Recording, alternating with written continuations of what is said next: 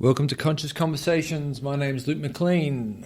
This week we've got Rosanna Bille, who, I sat down with Rosanna to talk about some of her amazing stories and really wanted to dig into her decision making and what she's about. And she's a woman that she's an elite endurance athlete right now. She sailed the world for 6 years trying to find a home that she felt like was the right fit for her. She lives in Bali, although she's from England. She's lived all around the world. She homeschools her children, and she's a plant-based, athlete. So there's a lot of similarities and a lot to like about Rosanna from my perspective. And, I thought what I was going to get from this conversation was, some insights into some of her stories and journeys and what she's been up to. She's doing crazy things like 5 marathons in 5 days and raising money for rhinos. And you can tell in this conversation that's an outcome of her lens on life.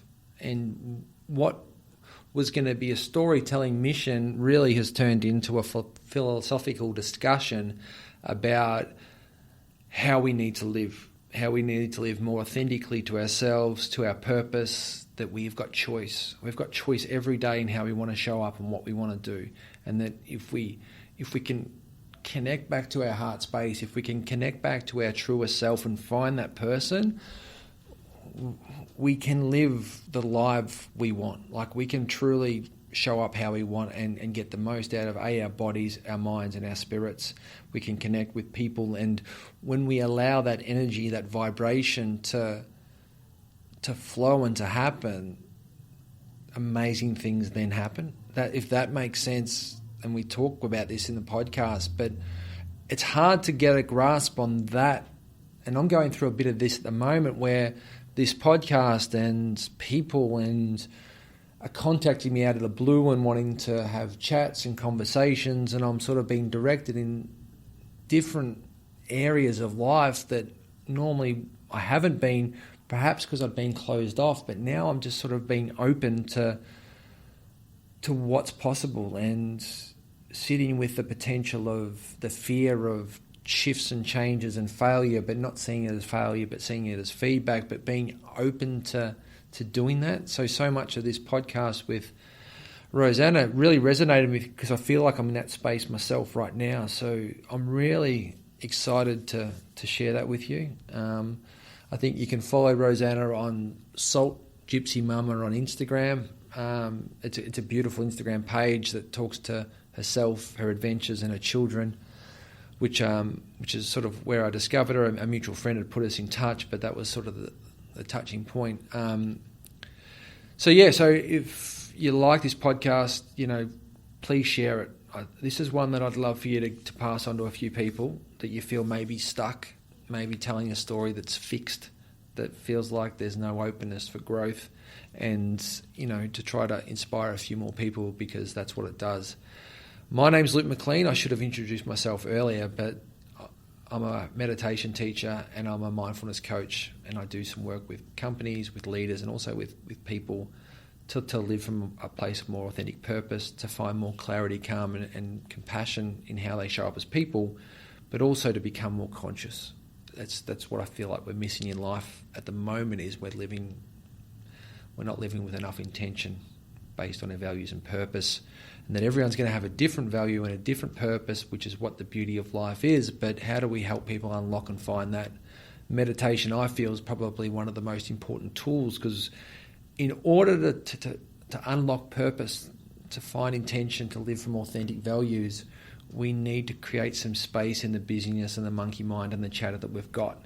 So that almost has been the starting point of working with people, is to try to help them create the space to find and support them to find the other parts of themselves. But without the space, it's hard.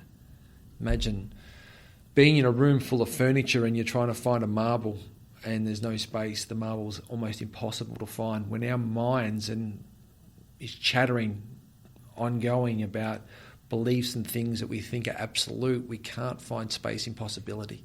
And that's sort of what I'm trying to do with people and help them. So if that sounds like you, and you feel like you would like to work with someone to try to create some space to develop practices that create a little bit more calm and clarity in who you are and what you're about. It's also super good for productivity and performance. Then, check me out. It's at lukemclean.net. My page is up there. I've got free meditations. The podcasts are up there. There's a blog, and there's a little bit about what I do and what I offer. So more than happy to talk to and talk with anyone about my services and what I do. Absolutely. Without further ado, I'm really excited and couldn't be happier to share this podcast with Rosanna Bille. Amazing woman, doing some amazing things, raising her kids in a really holistic and natural way. And I think she's doing some really great stuff. So I really hope you like the podcast. And this is Conscious Conversations.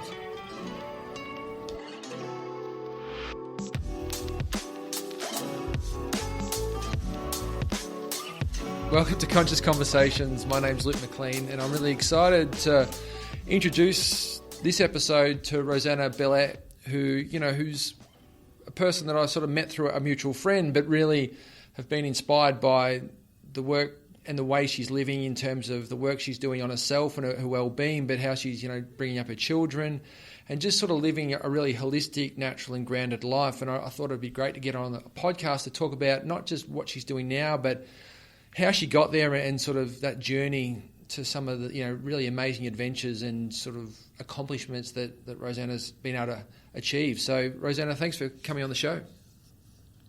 You're welcome. It's wonderful to be here. Well, yeah, I feel like when I've read a bit about you and sort of explored a little bit that you're sort of living this sort of life that so many people would love to live, that you sort of, it's an idealistic life, but I can imagine that it comes with its challenges, and it's a life that's really based out of values. Was it something that you grew up with naturally, that sense of adventure and well-being and exploration? I think a large part of it came from my parents' values and beliefs in terms of believing that you're limitless. Okay. They never held us back from our passions or our dreams. They didn't really encourage us, but they always just said, just go for it. If that's what makes you happy, then try it. And It always gave us the permission and the invitation just to try things. And they are very vivacious retirees living in Africa and have never, ever seen any limit in what they can do and in how they live and what suits their lifestyle. Right. So I think that probably was part of my roots. And then as a young age, I went to boarding school, age 7.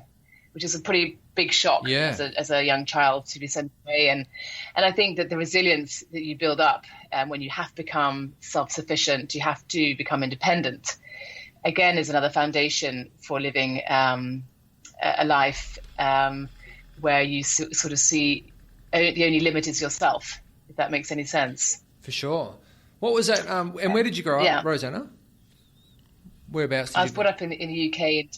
In the UK, until I was about 14. Perfect. And what was that like? We moved around a lot. Sorry, you keep going. We moved around a lot because my parents were military background. Right. Okay. Yeah. Yeah. And what was that? What was that like for you, especially like at 7, going to a boarding school? And can you still remember, that has almost been one of the first huge adventures or shifts in your life?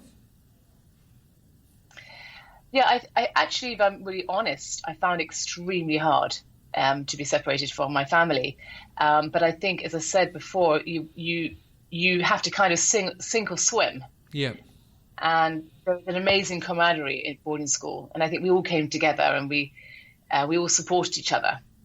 So you built up this independence, but at the same time you built up this amazing team around you. So I think that also fed me into the holistic lifestyle. So I became very engrossed with sports very early on, and also with performing arts. And I think that was my outlet, my channel. Yeah. And I think that's the key in life, actually, is to have your channels, your outlets and your passions, where you really feel like you're in your purpose. Yeah. You're not just treading along the treadmill. You're actually saying, okay, who am I? And what really excites me? What gets me going? How do I wake up in the morning? Yeah. And I think that started probably when I was at boarding school, because you really had to dig deep to embrace that time. For sure. And that's when my competitive sports started, when I was around about 8. Yep. And I'm sure it's from that channeling of energy. And I love then what you said about, almost like that purpose, or that sort of finding really what sparks you and going for it. And we'll touch a bit back later, but have you always lived from that place, from that sort of 8 years old? And when was moving for you? Was that when you were moving like throughout England, or did you start to then being in, your parents being in the military, was that a global movement where you were moving right around the country, right around the world, sorry? No, mostly in the UK until I was about 14. Okay. Yeah. Perfect. And then at 14, sort of what happened from there? Was it, did you start to get back to a bit more normality, or was there a shift then? No, at that point we moved to the Middle East. Wow. But I, of course, remained at boarding school in the UK. Okay. To finish, obviously. I think that's where the traveling started. At that point, the taste and the zest of something else, I think, was born out of that time. I'm sure. Perfect. And what sports and what artistic ways, early on, did you really find avenues to express yourself? I was mostly a runner. Yep. And I did a lot of acting and music, but the running career started pretty quickly. But then I was plagued by injury, so I had to kind of again adapt to what sports I could do. Movement's been extremely important for me, and I think I also feel is paramount for everybody. Yep. To move our body in whatever way suits our body. So that was my outlet, was running. Yeah. And then it was no longer my outlet because I couldn't run. I had leg problems. So I turned to other sports where I could channel that energy.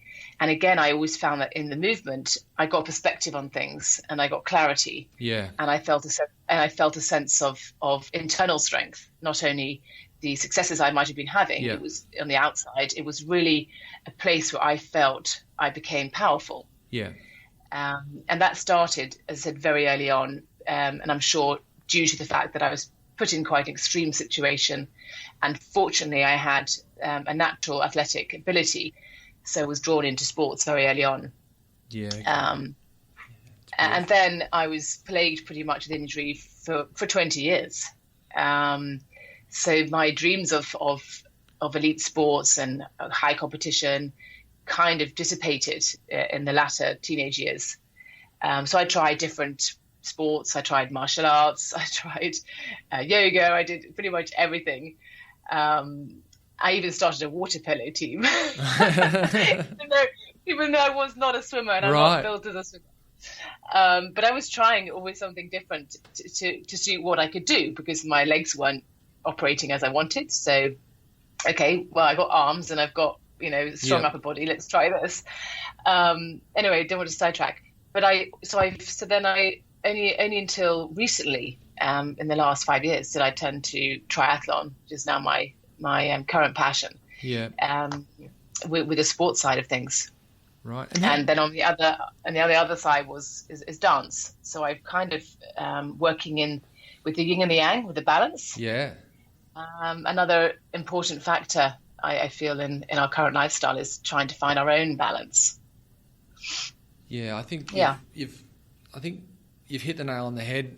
Like, and was the movement? Did you know at an early age how important the movement was for you, like as an expression, but also for your well-being, or was it just something that you did? And 100%.